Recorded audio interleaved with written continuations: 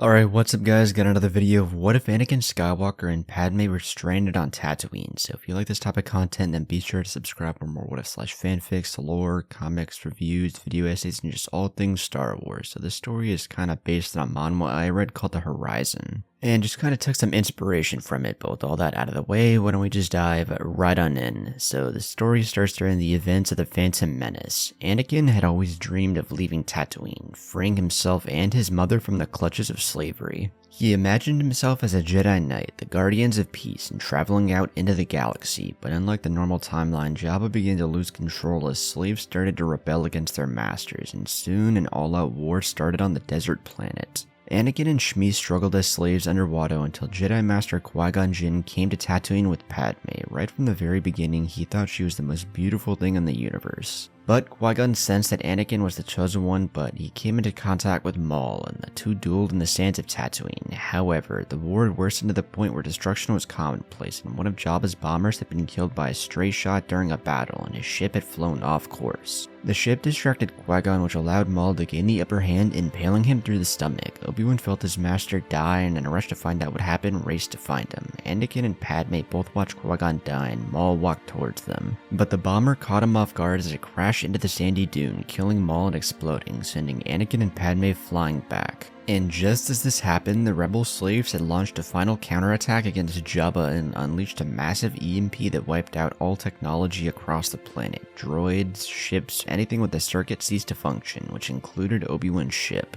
Anakin woke up hours later in the dead of night, Padme shaking him awake. Skywalker looked around, watching the flames still burning the wreckage of the bomber. Anakin tried to stand up, felt woozy, and Padme helped him up. They returned to Anakin's home where his mother was worried sick. "What happened?" she asked as Shmi rushed towards her son. Padme spoke up. "A ship, it crashed near us, and with it, took Master Qui-Gon." Shmi looked shocked, but none more so than Anakin when he realized that his only chance to get off this rock was gone. Shmi wrapped a few bandages around her son's head as he had a mild concussion. Afterwards, Anakin left to go to his room where he tried to work on C-3PO, but he quickly realized that no matter what he did, the droid he had worked so hard to build wouldn't power on. It was just like his battery cell was fried for some reason. Anakin tried to tinker with his circuits, but it was no use, and Skywalker realized that he just lost something else that was important to him as well. As Anakin came out to eat dinner with his mother and Padme across the sandy dunes, Jabba's palace was invaded by a group of rebels or renegades, and a massive battle ensued that ensured the deaths of thousands. And among the casualties involved included Jabba the Hutt and every single one of his personal advisors, along with many bounty hunters and most of the rebels who attacked. Time passed and Watto saw the after effects on his business. Profits plummeted, and as a result he became desperate. The Toydarian for the first time in his life felt hungry, and as he looked towards his slaves eating, he grew angry. As night fell, the flying rat took action, and Anakin awoke to hear the screams of his mother. He ran past Padme, who woke up from the noise and saw his mother on the floor, with Watto standing over her. Before he could utter a word, the Toydarian plunged a dagger into her chest, repeatedly saying the same thing. "You filthy woman, I keep you alive and all you do is take." Padme looked in horror as she bared witness to the flying rat losing his mind. A pool of blood coursed around Shmi, making its way over to Anakin. One last gurgle could be heard from the Chosen One's mother as she looked at Anakin and died with a smile. Anakin's face went blank as he stared at Shmi's corpse. His hands covered in blood, Skywalker held his mother's face, begging her to come back, but all he saw was the smile of his dead mom. Watto flew towards Anakin.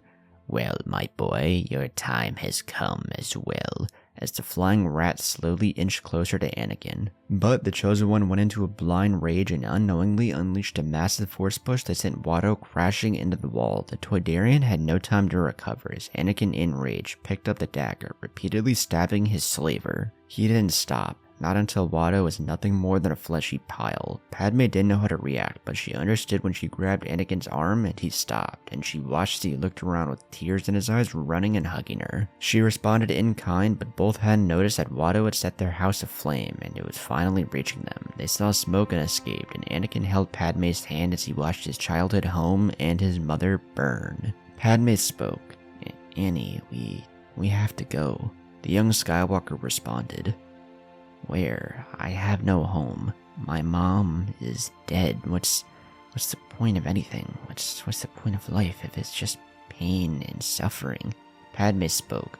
life isn't just about living, Annie. It's about finding a reason to go on, to keep pushing forward. Anakin looked into the sky towards the setting twin suns. She was right. He had to find that reason, and when he looked at Padme, the young Skywalker began to think she was his reason. But as they looked around, the horrors began to unfold, and society seemed to crumble around them. Rioting, looting, corpses were everywhere. It was every man for themselves. Mos Espa was thrust into chaos, and Anakin and Padme decided to leave. They would head to Mos Eisley and try and find a ship off Tatooine, or some way to contact the outside galaxy. The desert planet was cast into night as Anakin and Padme found shelter for the night and decided to head out in the morning. As day came, Padme found 2 cloaks to protect them from the deadly heat of the 2 suns, and the 2 set off into the sandy dunes. Hours passed, and as Anakin felt the heat, he remembered his mother's corpse as he looked at his hand, and he remembered the sensation of force-pushing Watto into the ball. This put a smile on his face, as maybe after all this misery and suffering, he might be able to become a Jedi. Speaking of the Jedi, they lost contact with both Obi-Wan and Qui-Gon, and the last they heard, they were dealing with the blockade on Naboo. They had no idea what happened on Tatooine, and the Chosen One had been discovered. They sent Master Windu and Depa Billaba to investigate what happened on Naboo and to deal with the Trade Federation. But back on Tatooine, Anakin didn't know how much time had passed since he and Padme walked through the desert suns, but all of a sudden the sand seemed to fall beneath the ground like quicksand until they heard a loud noise and felt the breathing. Padme was sucked below the ground, and Anakin watched as she fell into the Sarlacc pit. The young Skywalker, without thinking, put his hands forward and held Padme in the air. He didn't know what he was doing, but he just went with the flow as she floated to the top. Anakin held Padme up, and the 2 made sure to run as far as they could, catching their breath to stop. While huffing and puffing, Padme thanked Anakin. "Thank you, Annie," she told him as she wiped the sweat away from her forehead, and once again, Anakin saw how beautiful she actually was. Also, Padme's personal bodyguards had been killed during the infighting on Tatooine, which is why they never actually came for her. So no one knew she was actually stuck on Tatooine as well. But going back to Anakin, his child mind latched on to this idea of Padme being beautiful, and Padme was now the only person in his life. After many more weeks of traversing the desert, they finally saw Mos Eisley, but before they could enter, a group of Tusken raiders surrounded them. Anakin and Padme backed away in fear, and they ended up being captured. But as they were being dragged away, multiple blaster bolts could be heard, and Anakin saw the Tuskens drop dead. He looked up to see a blue man in a hat as he put his blasters away. He walked up to them and asked, "You two alright? The name's Cad Bane. Been stuck on this rock ever since the EMP. Padme thanked him and asked if he was headed to Mos Eisley. That's when Cad Bane told the 2 that he was just there and nothing was left. The people seemed to go mad, and it all just fell apart, and what little societal structure remained on Tatooine died with Jabba. Padme looked down in horror, and she asked if there is any way off of Tatooine. And Cad Bane, with a grim look on his face, spoke. "Well, madam, I'm afraid because of the EMP, we're stuck here, permanently. No communication in or out of the planet either." Padme backed away, smiling a bit before gripping her head and screaming towards the sky. She was gonna die here, she thought, stuck on this godforsaken rock, but she looked down as Anakin held her hand and she calmed down. She realized that with him here, she would be alright. Cad Bane asked what they were gonna do now, and the 2 didn't have an answer. Anakin looked towards the sky, wondering what his purpose was, but Bane told them that they might as well come with him, since he's stuck on this rock. Credits are kinda worthless, and he finds Anakin and Padme interesting, especially Anakin, and he feels like they could be worth something in the future. So the next 10 years pass as Anakin, Padme, and Bane traverse the sandy dunes of Tatooine, making do with what they could. Bane taught Anakin everything he knew during this time, which turned Anakin into a skilled fighter, marksman, and warrior. Anakin also eventually told Bane about being able to use the Force, and Bane secretly smiled, as this made Anakin invaluable, and as the years passed, he molded Skywalker into the perfect tool. However, Padme began to see through this, and she became concerned for Anakin, and Bane quickly learned Padme was onto him, and for the past 3 months, they had been camped out near a great dragon den, and Bane and Anakin would go to the den to have Anakin practice using the Force. He became skilled and learned what Bane had picked up from his personal scuffles with the last Jedi. Bane taught Skywalker that he had to protect himself no matter what, that he always came first and no one else mattered, and if they got in his way, he should deal with them, even if he has to end them. Anakin didn't like the selfish philosophy Bane held, but over time he adapted to it too, and he began to ignore Padme. The former Queen of Naboo felt a bit of anger that Skywalker was being taken away from her, but Bane just saw her as kind of useless. Padme was a people person, which is why she became and queen so young, but being a people person didn't really help when the planet they were on was every man for themselves. One day, Padme confronted Bane. "I know what you're doing, using Anakin for your own personal gain. I've had enough. I won't let you do it anymore." Bane sighed. "Now, my female companion, you can't stop it. In fact, it's too late. You're already dead." Padme had a look of shock as Bane pulled out a dusty old blaster he had remade. Instead of blaster bolts, they fired actual bullets made from rock, but this one used the scales from the Great Dragon. Padme backed away in horror, but Bane heard a click as Anakin held another blaster up to his head. "Put it down. Now." Bane smiled. He trained the boy well, but he didn't teach him everything for this very reason. Bane ducked under Anakin, smacking his blaster away and shot at Skywalker. He jumped out of the way and used the force to pull the blaster towards him. Bane unleashed a massive rain of fire until he emptied the chamber, and he sighed as Anakin came out. Bane put his hands up. "You wouldn't shoot me, boy. I'm the only thing to a father you really have." Bane could see the inner struggle within the Chosen One, and he smiled as this would be the boy's downfall. He inched closer towards Anakin and secretly pulled out a dagger, but he looked in shock as Anakin stopped it, and then proceeded to stab him with his own dagger. Skywalker yelled, Why did you make me do this? Why?" Tears began to well up in his eyes as Bane slid to the ground, and Anakin caught him in his arms. "I trained you well, boy.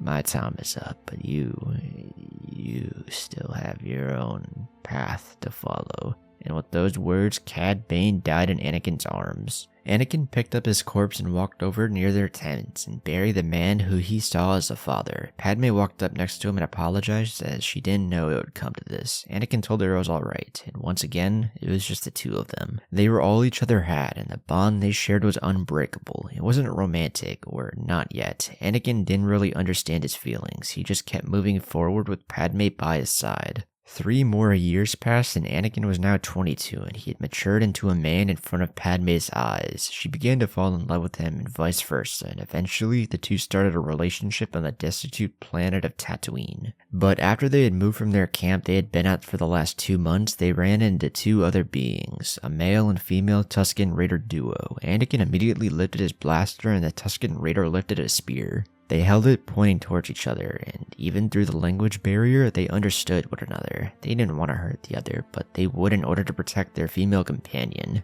Anakin wondered, why? Why did the galaxy have to be like this? They were 2 sides of the same coin. Did it always have to end in bloodshed? Couldn't the galaxy be filled without violence or war? It was always something, wasn't it? But Skywalker quickly came to learn that life was never kind. It was always just endless suffering, and he realized that when he saw a rogue missile from a nearby scuffle that was headed right towards them. He tried to use the force to shield all of them as he held Padme's hand, but to no avail. The missile made contact and caused a massive explosion. Anakin was blown back and fell unconscious, but when he awoke sometime later, he still felt like he was holding onto Padme's hand. He smiled and was glad she was safe, but when all he saw was her hand and nothing else, his mind couldn't comprehend it. He dropped her hand into the sand and looked to his right to see what was left of Padme's corpse. Burns ran across her body as he looked forward and saw the female Tusken Raider crying over the male's body, and Anakin could only watch as she ended her life by using the spear to cut her own throat. Anakin walked over to Padme once more, picking her up and putting her remains on his back, and he carried her. He carried her back to his hometown of Mos Espa. It took him months and her body degraded along the way, but he finally made it to the same place his mother died, and he buried the woman he loved next to his former run-down childhood home. He looked into the sky with tears falling down his face. It was always like this, he thought. A wicked smile formed on his face, and he began to laugh. He began to laugh uncontrollably. The laughter turned into rage, and Anakin wondered. He kept on moving forward, but in the process lost everything he cared about. For once, it started to rain on the desert planet, and the water fell across Anakin's face as he began to scream instead of laugh.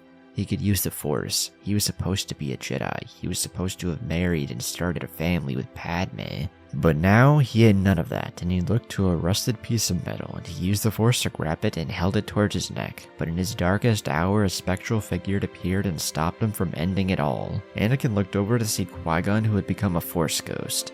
How How are you here? I watched you die. Qui-Gon smiled. The Force works in mysterious ways, my young friend. Your journey is not meant to end here. Anakin Scott, you say that now, but everyone I know and love is dead, and I'm stuck with no way off this fucking rock. Qui-Gon nodded.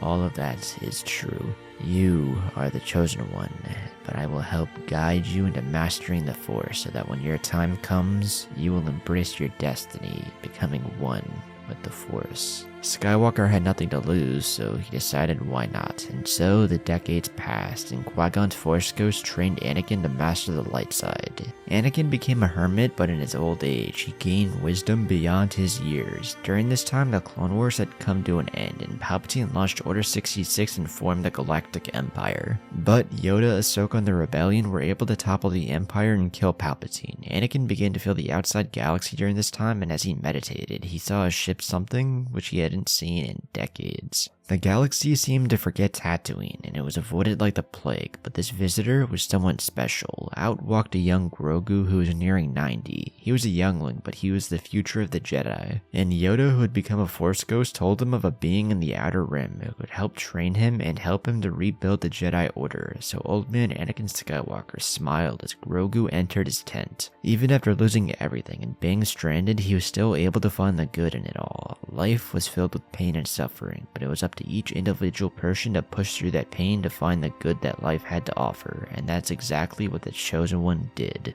Alright, and that's the story, so definitely kind of a different one that's not filled with a bunch of lightsaber battles or dark side Anakin or like light side Anakin. It was just more Anakin going on a journey and like finding out the meaning of life basically through all the tragedy that he had endured. So like I said at the beginning of the video, this was based off a manhwa I read called The Horizon, or like I just took some inspiration from it, and it's about like a boy and a girl who just kind of move forward after losing everything in a war-torn world, and definitely has a lot of tragedy in it, and I kind of just wanted to incorporate that somehow or some way into Star Wars, and I feel that this did, a kind of decent job. It's not a fucking direct copy, it just takes some instances and reshapes it into its own thing. I definitely vibe with the story, I can't lie, and I mean, if you want to see more like unique stories like this based off of other things, I'm kind of working on that one. Another one with House of the Dragon, so be on the lookout for that. That might be the next what if. Definitely been a little bit since I made a video, but yeah, kind of been on vacation, so yeah, but be on the lookout for more videos to come. But with all that out of the way, if you want to see more from me, go check out my other channels. If you want to see a video or a short done, then be sure to go check out the Cash App, which will all be linked down below. But with all that out of the way, I will catch you all in the next one. Peace.